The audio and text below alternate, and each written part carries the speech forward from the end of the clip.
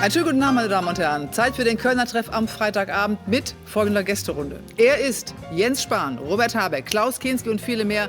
Aber am liebsten ist er mir, er selbst. Ich freue mich auf den Comedian und Parodisten Max Giermann.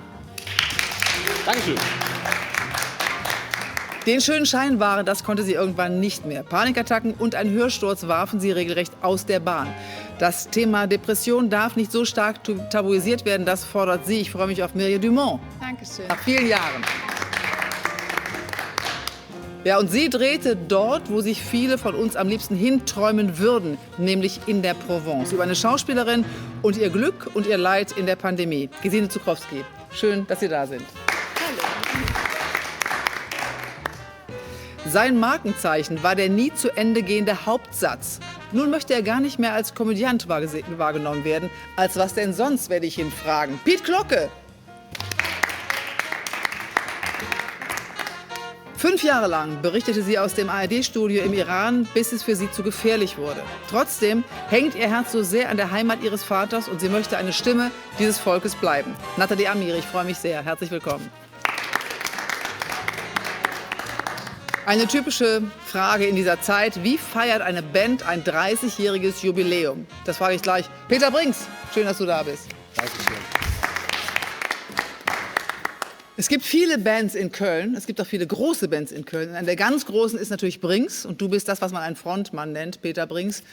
Jetzt werdet ihr 30 Jahre alt. Ich weiß noch genau, vor einem Jahr habt ihr angefangen, aus der Not eine Tugend zu machen und im Autokino zu spielen und euch anhupen zu lassen als Applausersatz. Es war kein Ersatz für sonst ungefähr 300 Konzerte im Jahr. Ja, klar war es kein Ersatz, aber es war halt eine Möglichkeit, weiter Musik zu machen, ne? Und weiter zu spielen und nicht nur zu Hause rumzuhängen. Ich weiß, als wir das erste Konzert im Autokino gespielt haben, das war im März, glaube ich, Anfang April letzten Jahres.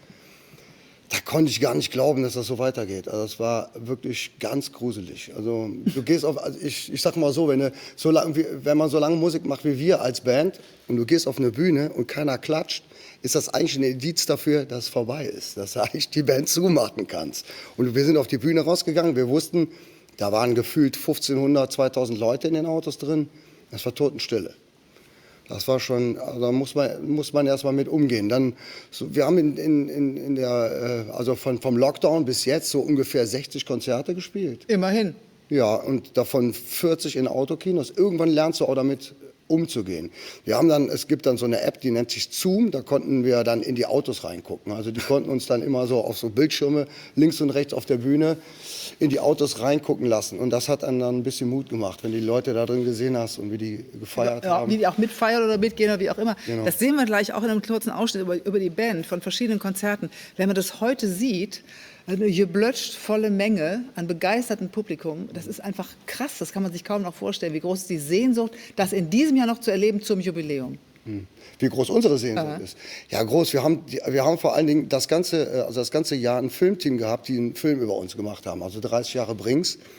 Und am Ende ist es gar kein Film mehr über uns geworden. Es ist irgendwie eine Dokumentation über die Pandemie. Und ich fände natürlich am allergeilsten, wenn es ein Happy End hätte. Also wenn zum Schluss wieder Leute vor der Bühne stehen. Und wir haben uns jetzt entschieden, dass wir so lange warten, bis wir auch dieses Happy End drehen können. Und ich hoffe ja, dass es vielleicht Ende des Jahres wieder funktioniert. Oh nee, bitte. Ja, doch. Also Ende des Jahres müssen wir da durch sein. Ganz da durch sein. Also das glaube ich nicht. Also bei allem Optimismus glaube ich nicht, dass ich glaube sowieso, dass es gar kein Nach-Corona gibt. Es wird eins geben mit und man muss halt gucken, wie man damit lebt. Aber dass das vorbei ist und dass es ganz weg ist, sehe ich eigentlich. Und wenn man ein bisschen sich die Welt anguckt, ne, das kann ja gar nicht funktionieren. Guck einfach nach Brasilien, du weißt, was da los ist. Ja, da kann man nicht optimistisch hingucken, das muss man sagen. Nee, nicht besonders. Wir haben 10 jetzt von euch vor der Zeit und in der Zeit.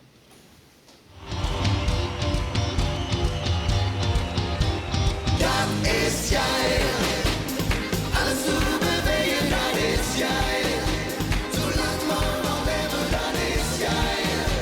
Wenn ich dich tanze, sind da ja nicht steil. Halleluja, Halleluja.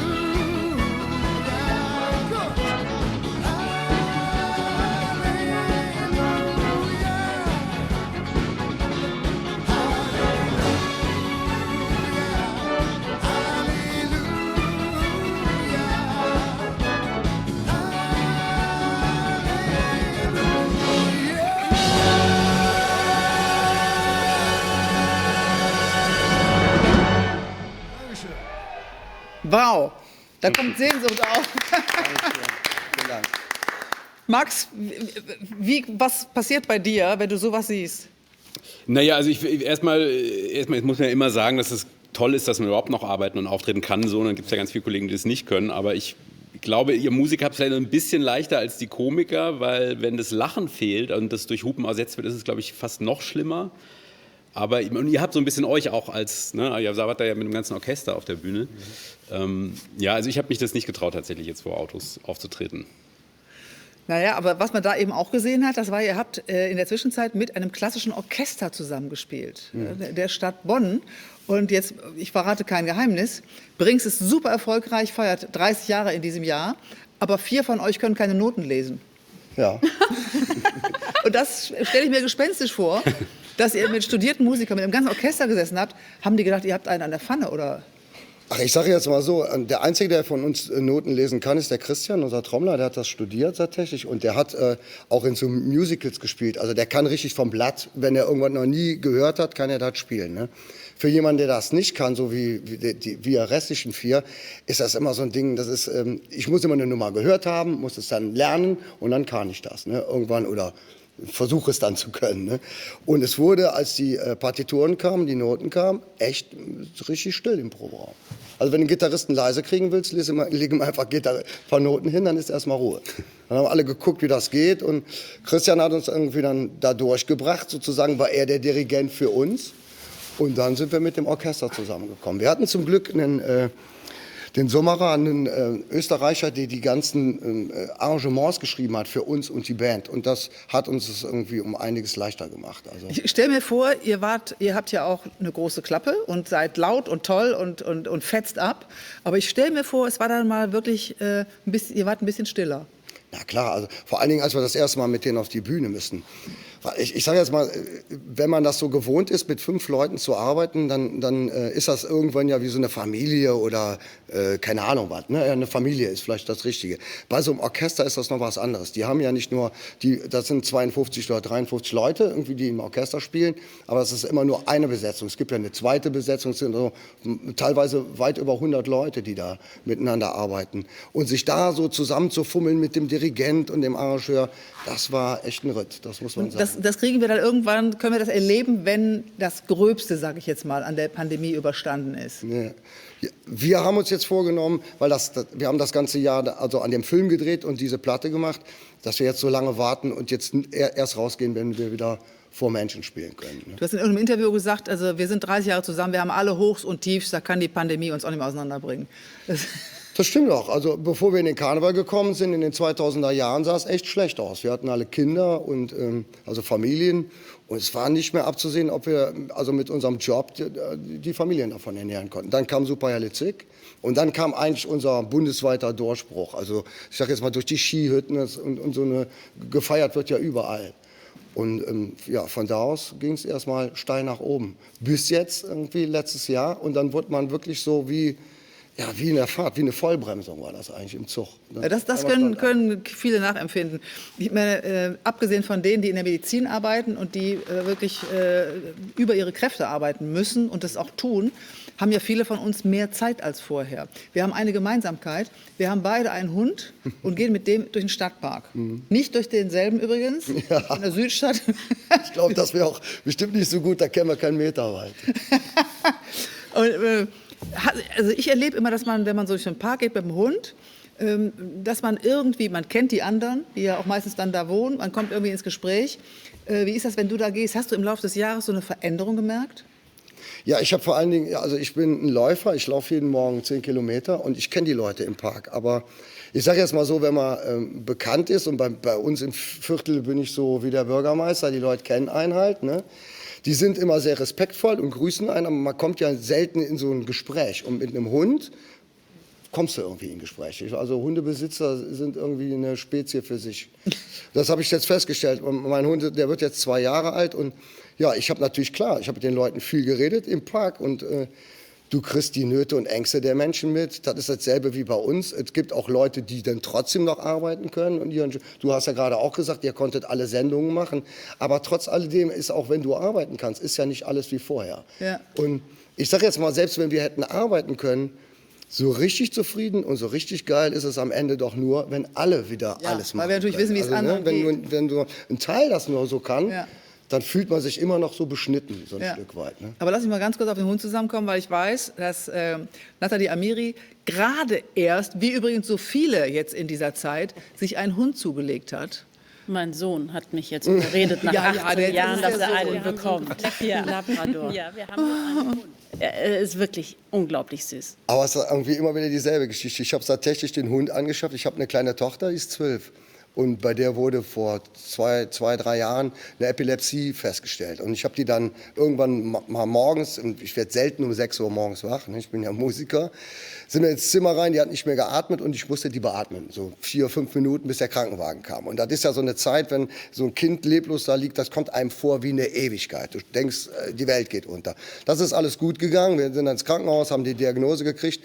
Und dann habe ich mit dem Arzt gesprochen und es gibt so verschiedene Möglichkeiten, dass du geweckt wirst. Also du kannst dem Kind zum Beispiel so eine Art Uhr umtun und wenn das anfängt zu krampfen, wird es dann klingeln bei mir am Bett. Wir liegen, also die Zimmer sind direkt beieinander.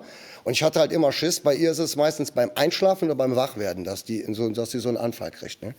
Und irgendwann sagte der Arzt mir, wissen Sie was, Herr Brinks, kaufen Sie einfach einen kleinen Hund und legen Sie ins Bett, der wird schon wach. Und es war exakt so. Ich hab dann einen kleinen, sie wollte unbedingt einen Mops haben. Ne?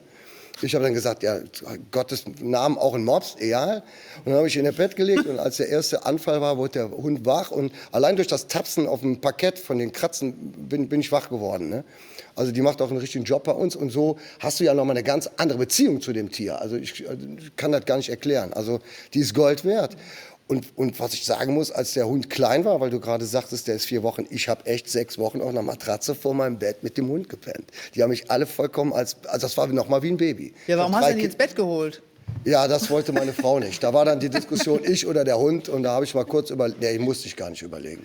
Also war klar, dass der Hund jetzt draußen bleibt. Und der sollte ja auch nicht bei uns ins Bett. Der soll bei der Lilly im Bett schlafen. Das tut er auch. Ne? Der geht jeden Abend darüber und legt sich bei der ins Bett. Und ich muss auch sagen, also seitdem wir den haben, ist eine neue Welt für uns, wirklich. Ja, das ist ja schon mal was Schönes, auch wenn es jetzt schon 2 Jahre dauert, nicht erst zur Corona-Zeit geschafft wurde. Wie erlebst du das, was deine Tochter in der Schule gerade mitmacht, sage ich jetzt einfach mal? Ja, das ist ja nicht nur meine Tochter, das kriegen ja alle Kinder mit. Also ich empfinde das im Moment als eine absolute Bankrotterklärung unseres Staats, was mit Bildung und so angeht. Ich kann das überhaupt nicht glauben, was da los ist. Wir sind jetzt über ein Jahr Pandemie, es gibt immer noch keine Tests. Es hat total lange gedauert, bis die Lehrer geimpft wurden, also bis da irgendwas passiert ist in der Richtung. Also auch immer, wenn davon geredet wurde, die Schulen müssen geschlossen werden, um die Lehrer und die Kinder zu schützen. Am Ende kam es mir immer so vor, also darum ging es gar nicht. Es ging immer nur um Wirtschaft, immer nur um Kohle. Die Schulen sind nicht geschlossen worden und auch nicht wieder geöffnet worden, damit die Kinder in die Schule können, sondern mein Empfinden war immer so, dass die Eltern wieder arbeiten können. Aber ist natürlich auch ein Riesenthema, die Wirtschaft. Ich weiß, du bist ein Mallorca-Anhänger, du hast seit etlichen Jahren da eine Wohnung. Ja. Und den Insulanern geht es einfach extrem schlecht, muss man sagen. Jetzt sind ja viele Deutsche Ostern, ich sag mal, nach Mallorca geflüchtet, endlich raus, was anderes sehen. Warst du auch da? Nee, war ich jetzt nicht über Ostern. Aber auch so eine Diskussion. Du kannst doch in einem Land wie unserem nicht mit 9 Milliarden eine Fluggesellschaft stützen und sich dann darüber aufregen, dass 40.000 Leute von hier nach Mallorca fliegen. Da musst du es auch an der Murmel haben. Irgendwie funktioniert das da alles nicht. Und ich habe am Anfang natürlich mir auch meine Gedanken gemacht, als das dann in Mallorca das Risikogebiet aufgehoben wurde. Aber am Ende geht es um Inzidenzen. Und wenn man mal ganz ehrlich ist, die haben da immer noch eine Inzidenz unter 30. Und du kannst so einer Insel, die zu 95% von Tourismus lebt, natürlich da nicht sagen, da darf keiner hin. Es war ja sogar noch so, dass Leute aus Spanien, aus dem Festland, bei mir oben wohnen auch Leute aus dem Festland, die durften nicht auf die Insel, aber aus NRW konntest du zum Beispiel da hinfahren. Das war schwer nachzuvollziehen für viele Leute. Aber am Ende ging es halt um Inzidenzen, um nichts anderes. Ne? Du hast gerade eben gesagt, du rechnest gar nicht damit, dass wir gegen Ende des Jahres einigermaßen durch sind, weil es uns weiter begleiten wird. Was sind deine Vorstellungen, wie das Jahr für dich und für Brinks weitergeht? Ich sage jetzt mal so, unsere Hoffnung ist, wir haben jetzt für den Sommer so eine Art so Pop-up-Biergärten nennt man das, glaube ich, wenn das so aufgebaut wird und wir damit durch die Gegend. Ja, sowas planen wir im Moment, dass wir irgendwie spielen können, irgendwie auch mit mehreren Kollegen, also mit anderen Bands zusammen. Und das geht ja halt nur draußen, dass du dich draußen hinsetzen kannst mit Abstand. Vielleicht klappt das auch bis dahin, dass wir Tests genug haben, dass die Leute sich, da passen glaube ich 500 oder 600 Leute rein, dass sie sich testen können und einigermaßen ungestört feiern können und wir vor allen Dingen wieder arbeiten können. Das ist ja bei einem Laden so wie bei uns. Wir sind 5 Bandmitglieder. Das ist gar nicht das Problem. Um uns geht es gar nicht. Es geht um die Leute drumherum. Also die ganze Zeit, wo wir gespielt haben, haben wir das zum größten Teil auch gemacht, um den Laden am Laufen zu halten. Weil wenn es wieder losgeht, wäre, glaube ich, das Fatalste, wenn wir keine Crew mehr hätten, kein Management mehr hätten, wenn das alles wegbricht. Ne? Und ich habe teilweise Leute, die arbeiten über 25 Jahre für uns und das ist einfach unsere Pflicht, sich jetzt darum zu kümmern. Das ist gar keine Frage. Ich drücke euch die Daumen, euch 5 und denen, die mit euch zusammenarbeiten. Danke. Peter Brinks, danke, dass du da bist. Vielen Dank. Ja, gut, die ist 19, ne? Das ist, und ja, Mädchen sind ein bisschen reifer, glaube ich auch. Also die kommt wirklich gut klar, vor allem tatsächlich auch durch diese Zuhause-Situation sehr fokussiert. Also das schlägt sich in den Noten nieder. So gut war sie noch nie in der Schule. Also jetzt fürs Abi auch nicht unpraktisch. Und das ist interessant, weil sie hat ihre Bio-Abi-Präsentation über Epilepsie gemacht. Und die einzige Frage, die sie nicht am Ende beantworten konnte, war, eine Schülerin hatte gefragt, ob sie wisse, ob Hunde eben bei Epilepsie reagieren wegen Therapiehunden. Es ist schön, dass Sie die Frage jetzt beantwortet haben. Ja, da gibt es auch ein richtiges Business. Also ich glaube, das nennt man ja Begleithunde oder so. Genau. Für Blinde und sowas. Es gibt es auch für Epilepsie. Aber so wirklich bewiesen ist das nicht. Weil die sagen, wenn ein Wurf kommt, ne, also die können dir gar nicht sagen, der und der Hund kann das. Das muss man lange rauskriegen. Und im Endeffekt, glaube ich, wenn ein Hund an dich gewöhnt ist, ne, dann ist er ja aufmerksam. Also jeder Hund. Ich habe immer gedacht, das ist nur Geldmacherei. Also, mein Mops kann das wahrscheinlich nicht. Super. Ich kann es nicht gucken, ich kann es nicht sehen. Nee? Ich kann's Wieso? nicht. Ach, man sieht da so viele Sachen, die man die anstören und denkt, oh, nicht. Also ich finde es immer ganz schwierig, sich selber zu gucken, aber weißt du, was ich den Wahnsinn, ich hätte nie gedacht, dass du das bist. Das ist echt, da bin ich jetzt total, voll. Das finde ich sehr, sehr gut. Ja, das ist der Hammer. Also, weil wir ja auch eben über Schauspiel gesprochen haben. Also alles, was ich so von dir aus dem Fernsehen kenne, was so populär ist immer riesen schauspielerische Kunst, finde ich immer total. Also jetzt von Kinski mal abgesehen, ich finde es großes Schauspiel. Also das hätte ich nie gedacht, dass du das bist. ja, vielen Dank. Also das ist ja auch ehrlich gesagt meine Aufgabe. Ne? In dem Moment ist es, finde ich, auch der schauspielerische Ansatz daran, dass es nicht um mich geht, dass ich da gar nicht stattfinde. Also ich bin sozusagen nur Diener dieser Rolle und verschwinde in dieser Rolle. Und das ist immer das größte Kompliment, wenn sogar meine Mutter sagt, ich habe dich da nicht erkannt, was du das, ist für mich immer das größte Kompliment, weil dann ist die Verwandlung schon mal gelungen. Vielen Dank vor allen Dingen an die Runde hier heute Abend. Wir müssen nämlich jetzt Schluss machen, weil gleich Domian folgt. Und ich wünsche Ihnen ein schönes Wochenende. Wir sehen uns übrigens am Dienstag, wenn Sie mögen, schon wieder, diesmal in der ARD. Und nächste Woche Freitag sowieso. In diesem Sinne danke ich euch in dieser schwierigen Zeit in Glaskästen. Danke, danke, danke.